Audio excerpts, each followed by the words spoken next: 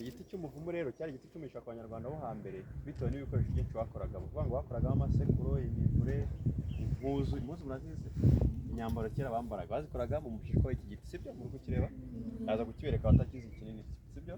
gusa ariko kino giti bacyita ikigabiro. Impamvu rero nuko iyo giteye ahantu umwami yabaga yarabaye niko bacyita. Ubundi umwami yabaga yemerewe kuba ahantu hose yabaga ashaka mu gihugu, sibyo? muribuka ko nabibabwiye. Ariko nta mwami wabaga mu nzu mugenzi we yabaga yarabayemo, sibyo?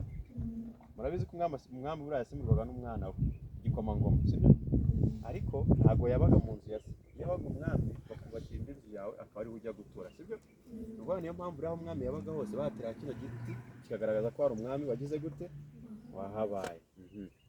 hanyuma iki giti cy'umuko rero abanyarwanda ni igiti cy'umurinzi.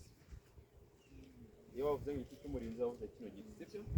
impamvu rero iki giti cy'umurinzi cyari ibyangombe. ibyangombe ni impamvu bahurira zo kwanga abanyarwanda, abantu babifasha gufatira, sibyo?